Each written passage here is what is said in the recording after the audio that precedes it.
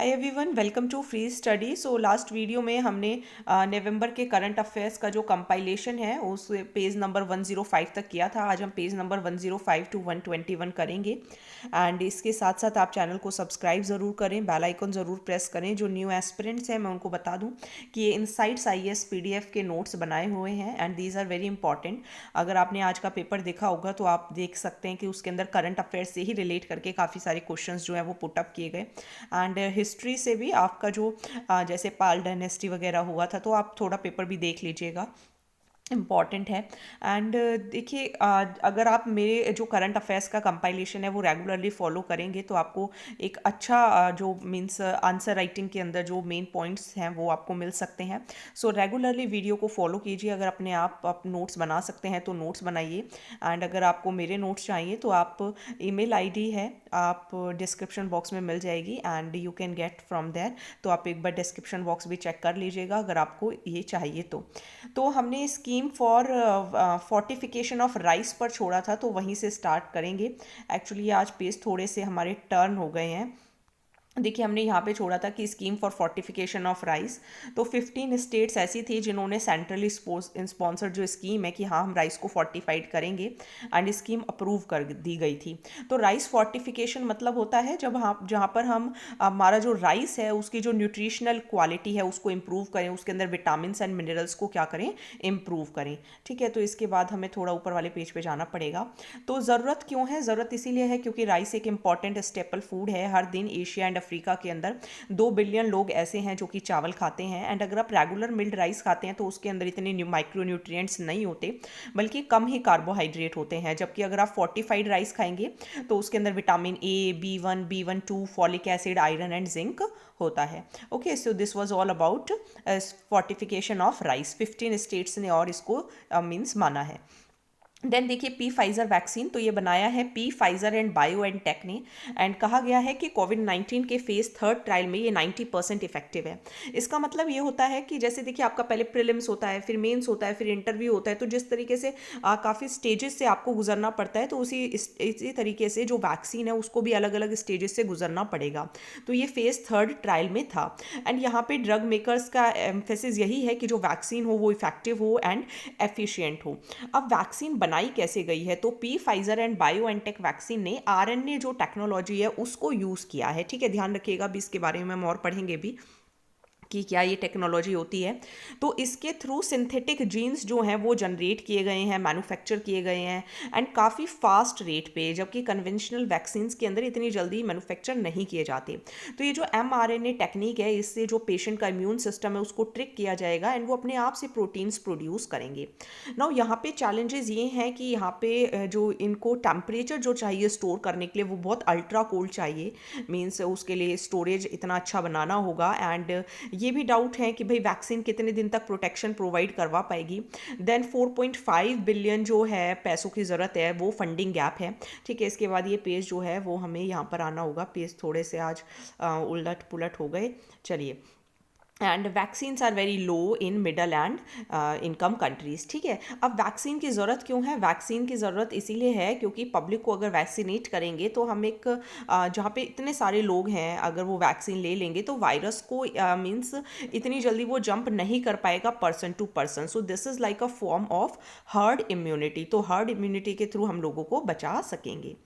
अब देखिए, mRNA vaccine, अभी हमने पढ़ा कि mRNA वैक्सीन को यूज़ किया जा रहा है। तो ये Pune based Gennova bio pharmaceuticals जो है उनके थ्रू इसको लाया गया कि मीन्स उन्होंने mRNA वैक्सीन जो है उसको उन्होंने अप्रूव किया। एंड मीन्स इनकी जो mRNA वैक्सीन थी इसको अप्रूव किया गया। एंड किसने अप्रूव किया? By department of biotechnology. तो ये एक बायोलॉजिकल प्रोडक्ट होता है mRNA वैक्सीन। तो इसके अंदर जेनेटिक मैनिपुलेशन करना होता है। अभी हमने पढ़ा कि कुछ सिंथेटिक जीन्स बनाए जाएंगे, उसके बाद जो रिव्यू कमेटी होगी जेनेटिक मैनिपुलेशन की वो इसको क्लियर करेगी। वैक्सीन जो है वो मार्च तक रेडी हो जाएगी, हालांकि अभी तो वैक्सीन आ ही गई है। तो कैसे वैक्सीन काम करती है? तो यहाँ पे अगेन बॉडी को क्या किया जाता है? इम्यून सिस्टम को ट्रिक किया जाता है जिसके थ्रू प्रोटीन क्या हो, अपने आप प्रोड्यूस हो। तो ये एक तरीके से ट्रेन करती है बॉडी को कि रिकॉग्नाइज करो एंड जो प्रोटीन्स आपकी बॉडी में प्रोड्यूस हुए हैं उसके थ्रू रिस्पॉन्ड करो एंड वायरस एंड बैक्टीरिया को हटाओ। जबकि ट्रेडिशनल वैक्सीन्स के अंदर काफ़ी कम एंड इनएक्टिवेटेड डोजेज जो होते थे वो दिए जाते थे, जिसकी वजह से जो प्रोटीन्स थे वो प्रोड्यूस होते थे एंड बॉडी को प्रोवोक किया जाता था कि आप इम्यून सिस्टम को अच्छा कीजिए। ठीक है, तो इतना आपको ध्यान रखना है। तो mRNA वैक्सीन जो है वो बॉडी को ट्रिक करती है कि कुछ प्रोटीन्स अपने आप से बनाइए। ठीक है, तो इस तरीके से क्या किया जाता है, DNA जो हमारा है उसको एक्शन में लाया जाता है mRNA वैक्सीन के थ्रू। नाउ हमारा जो इम्यून सिस्टम होता है उसके अंदर टू पार्ट्स होते हैं, एक होता है इनेट और एक होता है एक्वायर्ड। इनेट मीन्स जिसके साथ हम पैदा हुए हैं एंड एक्वायर्ड मीन्स जो हम एक्वायर करते हैं अपने पूरे लाइफ टाइम में। जो क्लासिकल वैक्सीन है उसके अंदर सिर्फ एक्वायर्ड इम्यूनो सिस्टम है एंड इनेट इम्यूनो सिस्टम जो होता है अगर उसे एक्टिवेट करना होता है तो एक एडजुवेंट की ज़रूरत पड़ती है। mRNA वैक्सीन जो होंगी वो इस तरीके की वैक्सीन होंगी कि वो हमारे इनेट इम्यूनो सिस्टम को भी क्या कर देंगी, ट्रिगर कर देंगी। तो उससे हमारी जो बॉडी है एक तरीके से मीन्स अच्छा हमारी बॉडी के अंदर डिफेंस का एक्स्ट्रा लेयर क्रिएट हो जाएगा एंड हमें कोई एडजुवेंट्स की ज़रूरत नहीं होगी। ठीक है, तो ध्यान रखिएगा इम्यून सिस्टम में दो तरीके के पार्ट्स होते हैं, इनेट एंड एक्वायर्ड। इनेट जिसके साथ हम पैदा होते हैं एंड एक्वायर्ड जो हम डेवलप करते हैं। तो जो भी क्लासिकल जो वैक्सीन्स होती हैं उसके अंदर एक्वायर्ड तो होता है लेकिन इनेट नहीं होता। इनेट जो है वो आपको mRNA वैक्सीन के अंदर मिलेगा। देन देखिए government to govern OTT platforms, over the top Netflix, ये सब आपने अगर देखते हो तो ओवर द टॉप जो है वीडियो स्ट्रीमिंग, ये ministry of information and broadcasting, देखिए ब्रॉडकास्ट ही होते हैं, टेलीकास्ट होते हैं, तो आप इस तरीके से ध्यान रख सकते हैं। तो गवर्नमेंट इनको गवर्न करने वाली है। एक गेजेट नोटिफिकेशन आया है कि जो भी ऑनलाइन फर्म्स हैं या जो डिजिटल न्यूज़ होती हैं, करंट अफेयर्स कंटेंट जो हो गए वो सब अब इंफॉर्मेशन एंड ब्रॉडकास्टिंग मिनिस्ट्री के अंदर आएंगे एंड इसके जो हेड हैं वो होंगे यूनियन मिनिस्टर प्रकाश जावड़ेकर। तो करंटली देखिए डिजिटल कंटेंट को गवर्न करने के लिए कोई कानून नहीं है, कोई ऑटोनॉमस बॉडी नहीं है। अक्टूबर में गवर्नमेंट ने एक नेगेटिव लिस्ट भी इशू की थी कि नेटफ्लिक्स एंड हॉटस्टार पर कुछ जो मीन्स इस तरीके के प्रोग्राम्स नहीं आएंगे एंड ये चाहते हैं कि ये जो OTT प्लेटफॉर्म है इसके लिए एक सेल्फ रेगुलेटरी बॉडी बनाई जाए according to news broadcasting standards authority. Okay, तो सेल्फ रेगुलेटरी बॉडी बनाना मीन्स जनवरी 2019 में 8 वीडियो स्ट्रीमिंग सर्विसेज को सेल्फ रेगुलेटरी कोड उन्होंने साइन किया था कि हम खुद से अपने ऐसे प्रिंसिपल्स बनाएंगे कि भाई क्या हमारे प्लेटफॉर्म पे चलना चाहिए एंड क्या नहीं चलना चाहिए। ठीक है, जनवरी के अंदर 5 तरीके के कंटेंट थे जिनको मना कर दिया गया था क्योंकि वो नेशनल एम्बलम या फ्लैग को या फिर चाइल्ड पोर्नोग्राफी को क्या कर रहे थे, प्रोमोट कर रहे थे। ठीक है, तो एक वो और हुआ था 4G से रिलेटेड कुछ था, आई एम नॉट, अभी उसके बारे में हम ज़्यादा डिटेल में डिस्कस नहीं करेंगे। तो over the top OTT means कोई भी, जैसे आप ऑनलाइन कंटेंट अगर आप बनाते हैं, जैसे for example I am also making the videos and ये एक ऑनलाइन कंटेंट है। तो यहाँ पे जो ऑनलाइन कंटेंट है that offers streaming media as a stand alone product, जैसे मान लीजिए आप यूट्यूब खोलते हैं तो आप को जो वीडियोस देखनी होती हैं उसके अकॉर्डिंग जो होता है आपको उसी तरीके के सजेशंस मिलने लग जाते हैं। तो मैसेजिंग सर्विसेज हो गई, इंटरनेट बेस्ड वॉइस सॉल्यूशंस हो गए, तो ये सब ओवर द टॉप होता है। ओवर द टॉप मीन्स आप अपने अकॉर्डिंग क्या कर सकते हैं, वीडियोस को जब चाहे चेंज कर सकते हैं। टेलीविजन में क्या होता है, जो चल रहा है वही आपको देखना होगा। तो ये पॉपुलर इसीलिए है क्योंकि देखिए कम खर्चे पे ज़्यादा अच्छा आपको वैल्यू कंटेंट मिल जाता है, ओरिजिनल मिलता है एंड मल्टीपल डिवाइसेस के साथ आप इसको यूज़ कर सकते हैं। अब जैसे टीवी है, टीवी तो घर के अंदर लग गया, you can not take it from one place to another, लेकिन फ़ोन हो गया आपका, लैपटॉप हो गया, सो मल्टीपल डिवाइसेस के साथ कॉम्पैटिबल है। देन देखिए Kerala fibre optic network project. तो केरला का केरला के अंदर फाइबर ऑप्टिक नेटवर्क प्रोजेक्ट बनने जा रहा है। जो गरीब वहाँ की फैमिलीज़ हैं दिसंबर तक उन्हें फ्री इंटरनेट फैसिलिटीज़ मिलेंगी क्योंकि इंटरनेट भी सिटीज़न की राइट है एंड हाई स्पीड इंटरनेट दिया जाएगा 20 lakh below the poverty line people को। ठीक है, तो ध्यान रखिएगा ये एक कोलैबोरेटिव इनिशिएटिव है किसका, केरला स्टेट इलेक्ट्रिसिटी बोर्ड का and Kerala state IT infrastructure limited का। जो भी इंटरनेट सर्विस प्रोवाइडर्स होंगे या केबल टीवी ऑपरेटर्स होंगे वो भी इसको ज्वाइन कर सकते हैं। ठीक है, जैसे इंटरनेट अगर कोई प्रोवाइड करता है सर्विस या कोई टीवी है, केबल टीवी जैसे घरों के अंदर लगते हैं। 30,000 गवर्नमेंट ऑफिसेज एंड स्कूल्स को भी क्या किया जाएगा, लिंक्ड किया जाएगा। देन देखिए what is code blood banking. तो कोड ब्लड बैंकिंग जो है, इसमें बेसिकली क्या होता है, जैसे मान लीजिए कोई बर्थ हुआ किसी बेबी का, तो उसमें क्या बोलते हैं, प्लेसेंटा का कुछ पार्ट होता है वो स्टोर कर देते हैं कि भविष्य में अगर कोई प्रॉब्लम होगी तो आप इसको यूज़ करके बेबी के जो भी प्रॉब्लम्स है उसको ठीक किया जा सकता है। तो इसी तरीके का कुछ कॉन्सेप्ट होता है। एंड कोड ब्लड बैंकिंग, जिसको स्टेम सेल बैंकिंग इनिशिएटिव कहते हैं, ये लाइफ सेल ने शुरू किया था 2017 में, जिससे 7 साल की एक लड़की की लाइफ बची महाराष्ट्र के नासिक में, ड्यू टू क्योंकि उसको प्रॉब्लम थी अनेमिया से। सो कोड ब्लड मीन्स जिसको अनबिलिकल कोड ब्लड भी कहते हैं। एंड ये वो ब्लड होता है जो कि अनबिलिकल कोड के अंदर रह जाता है डिलीवरी के बाद, जैसे किसी बच्चे का बर्थ होता है तो उसके बाद जिसको जो प्लेसेंटा होता है उसके अंदर जो कोड होती है उसके अंदर जो ब्लड रहता है उसको यूज़ किया जाता है। तो उसके अंदर स्पेशल सेल्स होती हैं that are called hematopoietic stem cells, and उसके थ्रू काफ़ी सारी डिसीजेस को ठीक किया जा सकता है। तो ये होता है कोड ब्लड बैंकिंग। तो कोड ब्लड बैंकिंग के अंदर क्या किया जाता है, ब्लड को कलेक्ट कर लिया, ठीक है, वो जो अम्बिलिकल जो कोड थी, एंड उसके थ्रू फिर क्या किया, उसको स्टोर करके रखते हैं ताकि फ्यूचर में मेडिकल यूज़ के लिए उसे यूज़ किया जा सके। तो ये एक सोर्स है हेमेटोपोइटिक स्टेम सेल्स ट्रांसप्लांटेशन का। लेकिन देखिए ये यूज़ तब किया जाता है जैसे मान लीजिए अम्बिलिकल कोड जो है, फ्लूइड जो हो वो उसके अंदर हो। जैसे मान लीजिए भविष्य में उस बच्चे को कैंसर या कोई ब्लड डिसीज़ हो जाती है तो काफ़ी ईजी रहेगा कलेक्ट करना, एंड इसके अंदर 10 टाइम्स ज़्यादा स्टेम सेल्स होती हैं। ओके, सो ये इंपॉर्टेंट है। नाउ कंसर्न ये है, इसके थ्रू जो डॉक्टर्स होते हैं वो कभी कभी पेरेंट्स को डराते भी हैं कि आप करवा लीजिए, ऐसे स्टोर करवा लीजिए, ठीक है, आपको इतने पैसे देने होंगे बट आपका बच्चे को कभी भविष्य में कोई प्रॉब्लम होगी तो ठीक हो जाएगा। तो कंपनीज बहुत ज़्यादा फीस चार्ज करती हैं, मीन्स एक तरीके से इमोशनल मार्केटिंग है। हर माँ बाप ये सोचता है कि हमारे बच्चे को भविष्य में कोई दिक्कत ना हो तो चलो करा लेते हैं। तो पेरेंट्स को कन्विंस किया जाता है कि आप अपनी जो सेल्स हैं उनको काफ़ी सालों तक स्टोर करके रखो। तो ये तरीका होता है। चलिए, नाउ यमुना के पास, जो यमुना के अंदर अनीमिया का लेवल काफ़ी बढ़ गया है, 3 पार्ट्स पर मिलियन हो गया है थर्सडे को, मीन्स जब भी ये न्यूज़ आई होगी, मीन्स 6 गुना ज़्यादा हो गया है। एक्सेप्टेबल लिमिट है 0.5 पार्ट्स पर मिलियन, लेकिन हो गया है 3 पार्ट्स पर मिलियन अकॉर्डिंग टू BIS, ठीक है। तो अनेमिया क्या है, अब BIS क्या होता है इसको लिखिएगा, ठीक है, कौन सा ये ब्यूरो है क्या है, ठीक है, थोड़ा सर्च कीजिएगा आपको लर्न भी हो जाएगा। तो अमोनिया क्या होता है, अमोनिया एक कलरलेस गैस होती है, एंड ये इंडस्ट्रीज़ में यूज़ किया जाता है। जैसे मान लीजिए फर्टिलाइजर्स बनाने के लिए, सिंथेटिक फाइबर्स, डाइज बनाने के लिए, इसके अंदर हाइड्रोजन एंड नाइट्रोजन दोनों होते हैं अमोनिया के अंदर, एंड इसको अमोनियम हाइड्रोक्साइड कहते हैं अगर ये एक्वस मीन्स लिक्विड फॉर्म में हो। नेचुरली आपको मिल जाएगा, वेस्ट मैटर में मिल जाता है, हवा से हल्का होता है। नाउ अगर इसका जो कॉन्सेंट्रेशन है वो 1 पार्ट्स पर मिलियन से ज़्यादा हो जाता है, ठीक है, तो फिर फिशेज़ के लिए बहुत ज़्यादा टॉक्सिक हो जाता है, ठीक है। एंड यमुना में ये कैसे पहुंचा, ऑब्वियसली है, हरियाणा जो यमुना है उसके आसपास पानीपत सोनीपत जो एरियाज़ हैं वहाँ से, जो फैक्ट्रीज़ हैं वहाँ से ये निकल के यमुना के अंदर पहुँचा है। करने की क्या ज़रूरत है, स्ट्रिक्ट गाइडलाइंस लेके आनी होंगी। जो अनट्रीटेड सिवेज जो डाल दिया जाता है यमुना के अंदर उसको देखना होगा, एंड हमें जो सस्टेनेबल मिनिमम फ्लो है उसको मेंटेन करने की ज़रूरत है।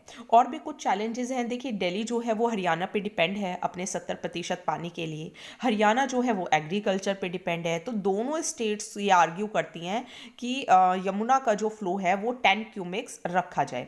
तो दोनों स्टेट्स कोर्ट भी जा चुकी हैं कई बार, लेकिन एक मिनिमम इकोलॉजिकल फ्लो की ज़रूरत है ताकि इन पॉल्यूटेंट्स को वहाँ पे एक्यूमुलेट ना किया जाए।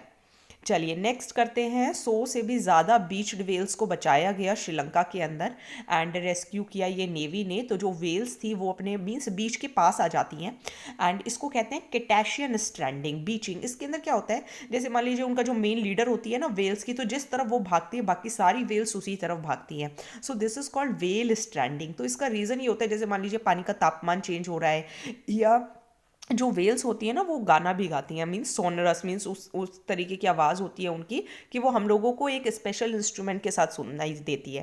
तो ये दिसंबर के करंट अफेयर के अंदर आएगा। तो इरेगुलरिटीज़ होती हैं, या कोई जियो मैग्नेटिक डिस्टर्बेंसेज हो गई, या उनके नेविगेशन में कोई एरर आ गया, या हंटिंग है, सोनर इंटरफेरेंस हो गया, तो वो मीन्स एक तरफ से भागते हैं दूसरी तरफ। तो मास स्ट्रैंडिंग्स होती हैं, जो कैटाशियंस हैं वो लार्ज ग्रुप्स में रहते हैं, उनका पूरा भी, उनकी भी पूरी एक फैमिली किटी पार्टीज होती होंगी इनकी भी, ठीक है। तो सितंबर में जो तस्मानिया के अंदर ये देखी गई थी, ऑस्ट्रेलिया के अंदर 1918 में मास स्ट्रैंडिंग देखी गई, करीब करीब 1000 व्हेल्स जो थी वो छतम आइलैंड्स के पास आ गई थी न्यूजीलैंड टेरिटरी के अंदर। तो पायलट वेल्स कौन सी होती हैं? देखिए पायलट वेल्स जो होती हैं, अगेन जो लीडर होगा, जो पायलट होगा, एंड इसकी दो स्पीशीज होती है, एक होती है शॉर्ट फिन, एक होती है लॉन्ग फिन। जो शॉर्ट फिन होती है वो गर्म पानी के अंदर रहना पसंद करती हैं, ठीक है। जैसे आप याद रख सकते हैं, मान लो गर्म है तो आप उसके अंदर थोड़ी देर ही हाथ डाल पाओगे, तो शॉर्ट पीरियड के लिए। एंड ठंडा पानी होगा तो और 2 मिनट के लिए हाथ आप उसके अंदर डाल सकते हो, तो लॉन्ग फिन। तो IUCN ने ये कहा है कि दोनों ही स्पीशीज के बारे में कोई डाटा नहीं है, ठीक है। वल्नरेबल, एक्सटिंक्ट, ये सब नहीं है, डाटा ही नहीं है। चलिए नेक्स्ट करते हैं प्रोजेक्ट लॉयन। तो प्रोजेक्ट लॉयन जो है, तो प्रपोजल आइडेंटिफाई किया कि इनको भाई रीलोकेट करना चाहिए, एंड 6 नई साइट्स और बताई गई Kuno Palpur wild life sanctuary के अलावा। ये प्राइम मिनिस्टर मोदी ने कहा था 15 अगस्त 2020 को कि भाई प्रोजेक्ट लाइन के अकॉर्डिंग हमें कुछ और साइट्स को ढूंढना चाहिए जहां पे लॉयन को रीलोकेट किया जा सके। तो देखिए कुछ साइट्स हैं, मध्य प्रदेश का माधव नेशनल पार्क है, ठीक है, तो MM से ध्यान रखिएगा। राजस्थान में सीता माता वाइल्ड लाइफ सेंचुरी है, राजस्थान में मुकुंदरा हिल टाइगर्स रिजर्व है, राजस्थान में कुंभलगढ़ वाइल्ड लाइफ सेंचुरी है। तो मैं तो राजस्थान में रहती हूँ इसलिए मुझे तो तीनों याद रहेंगी, सीता माता, मुकुंदरा एंड कुंभलगढ़, ठीक है। मध्य प्रदेश वालों को ये ध्यान रखना, माधवगढ़ एंड गांधी सागर, ठीक है। अब इसके बाद देखो गुजरात के पास ही एक है जेसोर बालाराम अंबाजी, ठीक है। बाकी भी ऐसे ही लर्न करें। तो लॉयन रिलोकेशन जो है वो उसके बारे में 1995 से ही बात हो रही है। एंड देखिए गिर के अंदर ना जेनेटिक डाइवर्सिटी बहुत ही कम है। जेनेटिक डाइवर्सिटी मतलब एक ही जैसे मीन्स जो लॉयन है वो एक ही जीन्स के हैं, तो वो काफ़ी जल्दी थ्रेट हो जाते हैं, मीन्स उनको एपिडेमिक्स हो सकता है, तो वो मीन्स एक्सटिंक्ट हो सकते हैं। एंड जो एशियाटिक लॉयन है वो सिर्फ गिर के अंदर ही पाए जाते हैं, 30,000 किलोमीटर स्क्वायर एरिया के अंदर। एंड 2013 में सुप्रीम कोर्ट का ऑर्डर आया था कि इन सभी लॉयंस को Kuno Palpur wild life sanctuary के अंदर रीलोकेट किया जाए। तो अब और 6 साइट्स आ गई हैं, ठीक है। एक बार और पढ़ लीजिएगा, याद कर लीजिए। देन देखिए वर्ल्ड वाइड फंड ने आइडेंटिफाई किए 100 सिटीज़ जहाँ पे बहुत ज़्यादा वाटर रिस्क है, ठीक है। तो पानी की दिक्कत है, पानी की दिक्कत और होगी 2050 तक, जिसमें से 100 सिटीज़ में से 30 सिटीज़ इंडिया की हैं, ठीक है। तो 30 सिटीज़ इंडिया की हैं। एंड अपनी कुछ सिटीज़ के बारे में बात करेंगे। अगर ग्लोबली बात करें तो Beijing, Jakarta, Johannesburg, Istanbul, Hong Kong, Mecca, Rio de Janeiro, ठीक है। तो ब्राज़ील, जहाँ पे आपका आप इन्वायरमेंट एंड इकोलॉजी के अंदर आपने पढ़ा होगा, ठीक है। तो यहाँ पे देखिए इंडियन सिटीज़ जो हैं वो देखिए जयपुर है, इंदौर है, थाने है, श्रीनगर है, राजकोट है, बेंगलुरु है। तो देखिए कितनी इंपॉर्टेंट सिटीज़। एंड 2050 तक ये वाटर डेफिशिएंट हो जाएंगी। तो आधी से भी जो ज़्यादा सिटीज़ है वो इंडिया एंड चाइना से हैं, क्योंकि इंडिया एंड चाइना में पॉपुलेशन भी बहुत ज़्यादा है। तो बहुत ज़्यादा वाटर रिस्क होने वाला है 2050 तक, क्योंकि पॉपुलेशन बहुत ज़्यादा बढ़ जाएगी, 51% तक बढ़ जाएगी।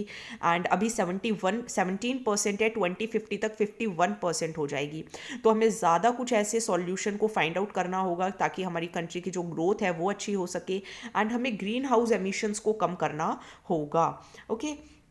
देन देखिए बायो डिकम्पोजर टेक्निक। तो ये जो हमारे चीफ मिनिस्टर हैं अरविंद केजरीवाल, उनका ये कॉन्सेप्ट है कि यहाँ पे जो स्टबल होता है, मीन्स जो एक तरीके से मीन्स जो पराली होती है उसको जलाया ना जाए, बल्कि उसके अंदर जो पूसा इंस्टीट्यूट ने जो डिकम्पोजर्स बनाए हैं वो डाल दिए जाए, तो उससे वो जो मीन्स पराली होगी वो अपने आप ही ख़त्म हो जाएगी। एंड बल्कि जो उसकी फर्टिलिटी होगी वो ज़मीन के अंदर आ जाएगी, धरती के अंदर आ जाएगी। तो ये फार्मर्स ने यूज़ भी किया पंजाब एंड हरियाणा के अंदर, ठीक है।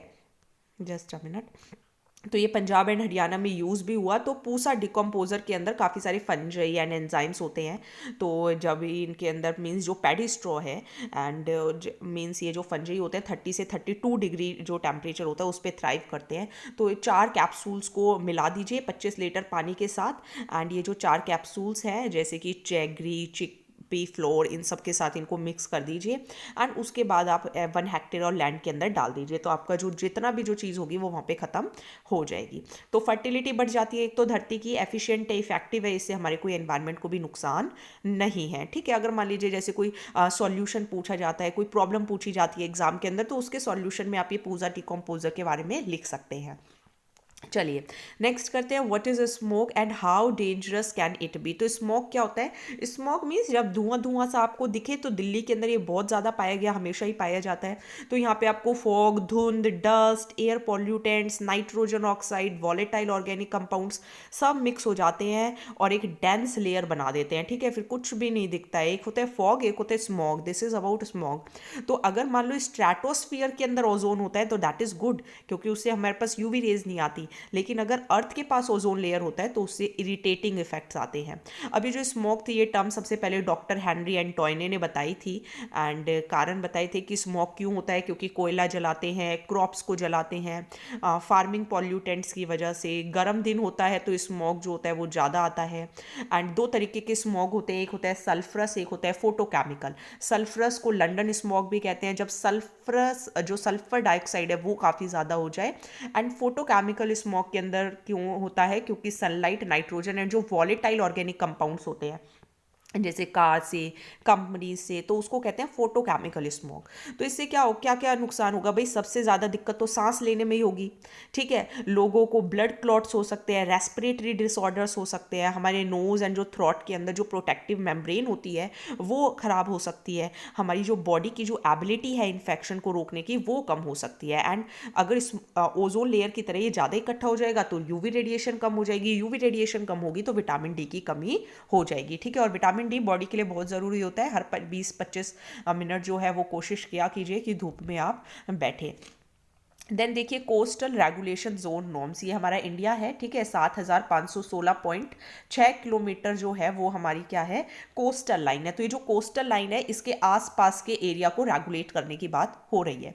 तो सुप्रीम कोर्ट ने एक मेंबर कमेटी बनाई है रिटायर्ड केरला हाई कोर्ट जज के बालकृष्णा अय्यर के अंदर, कि भाई देखिए कितना कॉम्पनसेशन जो है वो मराडू म्यूनिसिपैलिटी, कोच्चि डिस्ट्रिक्ट केरला के अंदर वहाँ के लोगों को दिया जाए, क्योंकि जो इनके घर थे ना वो डैमोलिश कर दिए गए थे, क्योंकि ये कोस्टल रेगुलेशन जो जोन के जो नॉर्म्स थे उन्हें फॉलो नहीं किया था। अब इनको पे करेंगे, क्यों? क्योंकि इनको काफ़ी ज़्यादा लॉस हुआ है एंड एनवायरनमेंट को काफ़ी ज़्यादा लॉस हुआ है। तो ये जो कोस्टल रेगुलेशन जोन नॉर्म्स हैं ये एनवायरनमेंट प्रोटेक्शन एक्ट के अंदर डिफाइन किए गए थे। ऐसे ध्यान रख लीजिएगा, CRZ में भी 3 टर्म्स हैं एंड EPA के अंदर भी 3 वर्ड्स हैं, ठीक है। तो इस तरीके से ध्यान रह जाए तो याद रखिएगा। 2018-19 में दोबारा से रूल्स इशू किए गए कि भाई कुछ रेस्ट्रिक्शंस लगाओ बिल्डिंग पे, एंड एम यही था कि वहाँ पे टूरिज्म जो है वो बढ़े। कुछ एक्टिविटीज़ पे रेस्ट्रिक्शंस लगाई गई, जैसे बड़ी ज़्यादा कंस्ट्रक्शन नहीं करनी है, पॉपुलेशन का ध्यान रखना है एंड ऑल, ठीक है। तो नो डेवलपमेंट जोन है, 20 मीटर है या 1 किलोमीटर, ये मुझे दोबारा देखना पड़ेगा। चलिए CRZ जो नॉर्म्स है वो 2 है, एक तो third A and third B. Third A क्या होता है? जहाँ पे पॉपुलेशन डेंसिटी 2161 पर स्क्वायर किलोमीटर तक से ज़्यादा हो, एंड थर्ड बी के अंदर 2161 पर स्क्वायर किलोमीटर से कम हो। अगर जो है ज़्यादा है या उसके बराबर है 2161 के, तो कोई भी development zone 50 metre high tide level तक नहीं बनेगा। एंड अगर 2161 से कम है तो फिर तभी बन सकता है जब स्टेट गवर्नमेंट जो है वो कोस्टल जोन मैनेजमेंट अथॉरिटी से बात करके परमिशन देगी। देन देखिए नेशनल ग्रीन ट्रिब्यूनल ने कहा है कि भाई फायर क्रैकर्स को अगर बेचते हैं तो उससे एयर क्वालिटी पर नुकसान होता है, इसीलिए नेशनल कैपिटल रीजन के अंदर, नेशनल कैपिटल रीजन में कौन कौन सी स्टेट्स आती हैं वो मैं आज आपको बताऊंगी भी। तो टोटली बैन लगा दिया है। दिल्ली में तो करने ही करने, पटाखे छुटाने ही नहीं है, दिल्ली के आसपास जो 3-4 स्टेट्स हैं उनमें भी नहीं लगाने, क्योंकि एयर क्वालिटी काफ़ी ख़राब हो चुकी है। एंड सभी स्टेट्स, यूनियन टेरिटरीज़ को ये स्टेप्स लेने चाहिए।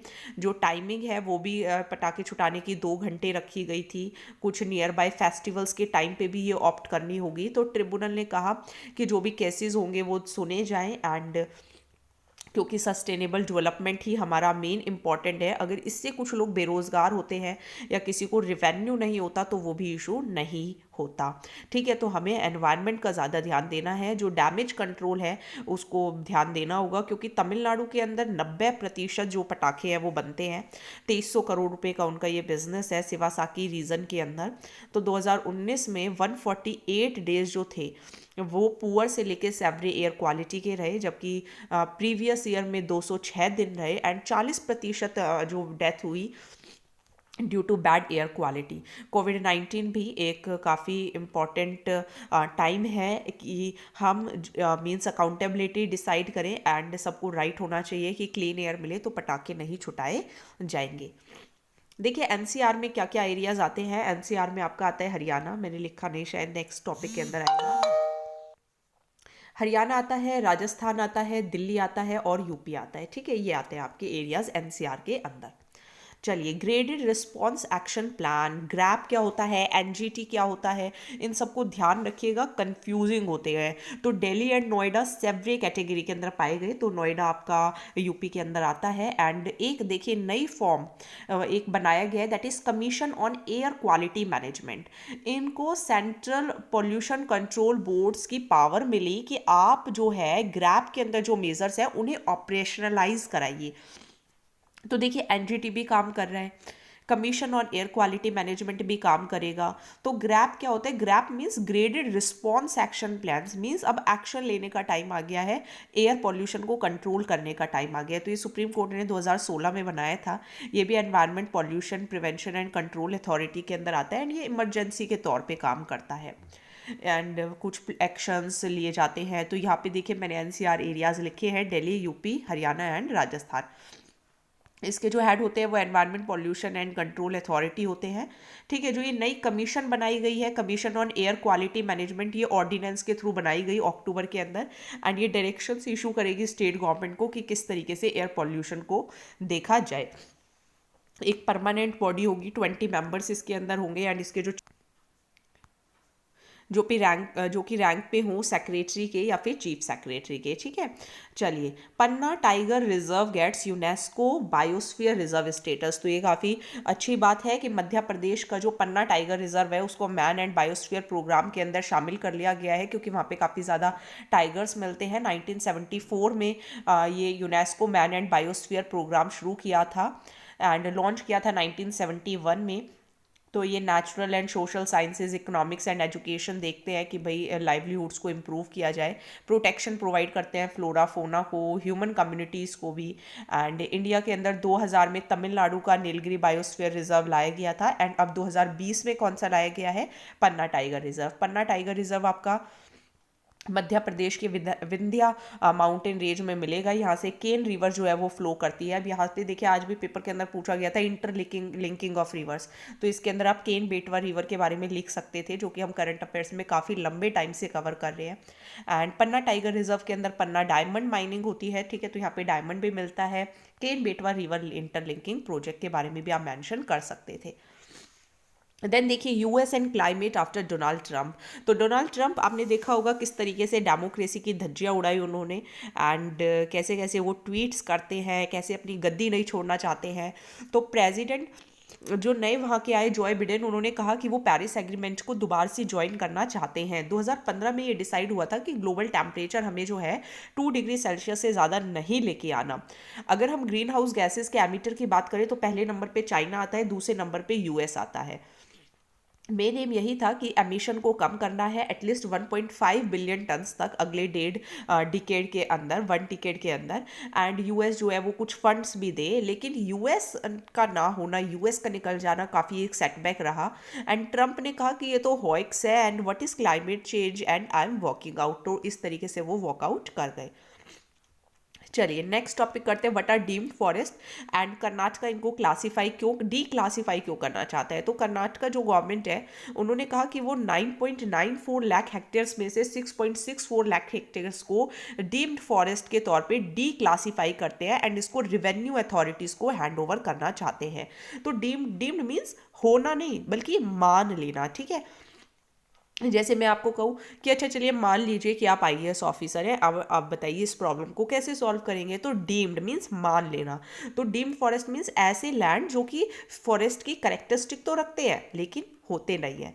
ठीक है, तो इसके अंदर क्या होते हैं, जैसे वुडेड एरियाज हो गए। देखिए इसका मतलब होता है, जिसको भी पीडीएफ मिलेगा इसका मतलब थिकली वुडेड एरियाज, यहाँ पे सारे में थिकली वुडेड एरियाज हैं। रिवेन्यू डिपार्टमेंट के हों, जो फॉरेस्ट डिपार्टमेंट को ना दिए गए हों या रिकमेंड किए हों देने के लिए, दे दिए हैं। कल्टीवेट नहीं किए या फॉरेस्ट डिपार्टमेंट के ही है। तो ये लर्निंग होता है। देखिए अब दिस इज समथिंग लर्निंग, ये इसके लिए कोई समझाने लायक पॉइंट नहीं है। फॉरेस्ट क्या होते हैं, तो सुप्रीम कोर्ट ने टीएन तमिलनाडु के गोदावरम थिरुमपल्ली जो 1996 का केस था उसके अंदर कहा था कि फॉरेस्ट को डिक्शनरी के मीनिंग के अकॉर्डिंग देखिए एंड उसके बाद रिजर्व प्रोटेक्टेड इसके अकॉर्डिंग आप इसको डिफाइन कर सकते हैं।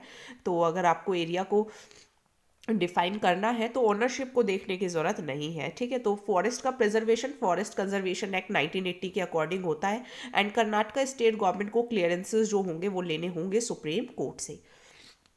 देन देखिए global renewable energy investment meeting and expo that is re invest 2020। तो थर्ड ग्लोबल, आज भी आई थिंक सोलर एनर्जी से रिलेटेड क्वेश्चन पूछा गया है। So believe me current affairs are very important, you have to grey, आपको इनको रटना होगा एंड इसी तरीके से क्वेश्चंस पूछे जाएंगे। सो आप ज़रूर अपने नोट्स बनाएं। तो तीसरा ग्लोबल री इन्वेस्ट 2020 अभी हुआ, global renewable energy, ministry of new and renewable energy ने किया। थीम ध्यान रखिएगा, innovation for sustainable energy transition. India renewable energy के अंदर वर्ल्ड में चौथी पोजीशन पे रखता है। अभी हमारी जो करंट कैपेसिटी है वो 136 गीगावाट है एंड देखिए 2022 तक हमें इसको करना है कितना, 175 गीगावाट, ठीक है। और अभी एक नया भी आया है कि 2030 तक हमें करना है 450 गीगावाट, ठीक है। तो ध्यान रखिएगा इन नंबर्स को, ये यहाँ पे नहीं मेंशन है। तो हमें अपना जो रिन्यूएबल एनर्जी है वो थर्मल एनर्जी से भी ज़्यादा होती है एंड हमारा एम है 2022 तक 175 और 2030 तक भी मैंने आपको बता दिया 450, ठीक है। ये नया जो न्यूज़ आएगी वो आपको मैं नेक्स्ट मंथ में कराऊंगी भी। अब मुंबई के जो जुहू बीच था वहाँ पे आपको ब्लू कलर की जो काफ़ी एक कलर्स दिखाई दिए, ब्लू टाइड दिखाई दी। तो ये जो टाइड है ये ब्लूमोनिसेन इसको मीन्स इसको टर्म दी गई, देवगढ़ बीच पे देखी गई, जुहू बीच पे देखी गई। तो ये क्या होता है, तो वेस्ट कोस्ट की तरफ देखी गई नवंबर एंड दिसंबर के टाइम पे। एक्चुअली क्या होता है जब छोटे छोटे देखिए समुद्रों के अंदर बहुत सारे एनिमल्स रहते हैं, तो जो छोटे छोटे फाइटोप्लैंक्टन होते हैं मीन्स जिनको माइक्रोस्कोप से देखा जा सकता है, जिन्होंने डिनोफ्लैगेलेट्स भी कहा जाता है। तो ये लाइट प्रोड्यूस करते हैं जब केमिकल रिएक्शन करते हैं, तो जो वेव्स आती है वो इनको डिस्टर्ब कर देती हैं, जिसकी वजह से इनका ब्लू जो लाइट है वो रिलीज हो जाती है। तो फैक्टर्स इसका यूट्रोफिकेशन हो सकता है। यूट्रोफिकेशन का मतलब जब इतने ज़्यादा वहाँ पे एल्गी हो जाए कि ऑक्सीजन की कमी हो जाए एंड फाइटोप्लैंक्टन्स वहाँ पे क्या हो जाए, डोमिनेट। तो ये डेंजरस है क्योंकि ये काफ़ी टॉक्सिक हो सकते हैं एंड ये ऐसे ही अगर प्रोड्यूस होते रहे तो दूसरे स्पीशीज़ के लिए भी डेंजर हो सकता है एंड इस टाइम पे सी फूड खाना भी इज़ वेरी डेंजरस। एंड कुछ ऐसे स्पीशीज़ भी होते हैं जैसे नोटिलुका स्केलेटन जिसको सी स्पार्कल भी कहते हैं, ये इतने टॉक्सिक तो नहीं होते लेकिन अनप्लेजेंट इफेक्ट से प्रोड्यूस कर सकते हैं। देन देखिए पीलीभीत टाइगर रिजर्व जो है उसको T x2 अवार्ड मिला। तो उत्तर प्रदेश में है ये पीलीभीत टाइगर रिजर्व। आज हमने 3 टाइगर रिजर्व्स किए हैं इसके अंदर, एक्चुअली हमने 6 और किए थे, तो आप इसको लिख लीजिएगा। तो उत्तर प्रदेश में है पीलीभीत, पहला इंटरनेशनल अवार्ड मिला T x2 एंड 13 कंट्रीज इसके लिए एक तरह से लड़ रही थी, कॉम्पिटिशन में थी। 2015 में यहाँ पे 25 टाइगर थे, 2018 में यहाँ पर 65 टाइगर्स हो गए। एक और अवार्ड है कंजर्वेशन एक्सीलेंस अवार्ड फॉर 2020। तो ये मानस कंजर्वेशन एरियाज को एंड इन आसाम में दिया गया एंड रॉयल मानस को दिया गया भूटान के अंदर। तो T x2 एक ऐसा अवार्ड है जो 2010 में बनाया गया था रशिया में, सेंट पीटर्सबर्ग के अंदर एक मीन्स ऑर्गेनाइजेशंस थी, जैसे ये सारी ऑर्गेनाइजेशंस है, तो इन्होंने मिलकर डिसाइड किया था कि हमें नंबर को क्या करना है, डबल करना है। इसके अलावा इंडिया के क्या क्या एफर्ट्स चल रहे हैं टाइगर के लिए।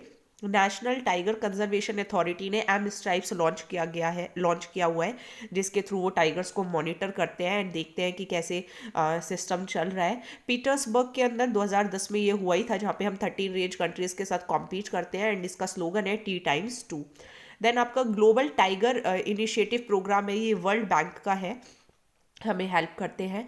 देन आपका है ग्लोबल टाइगर इनिशिएटिव काउंसिल, ये 2 पार्ट्स में, एक तो है ग्लोबल टाइगर फोरम एंड दूसरा है global snow leopard ecosystem protection programme. Snow leopard आपने देखे होंगे जो आपके बर्फ जैसे वाइट कलर के जो लेपर्ड होते हैं। देन प्रोजेक्ट टाइगर 1973 में लॉन्च किया गया, जहाँ पे कहा गया कि 50 से भी ज़्यादा रिजर्व्स को क्या करना है, 50 से भी ज़्यादा रिजर्व 2.2% जोग्राफिकल एरिया को कवर करते हैं and we have to protect them.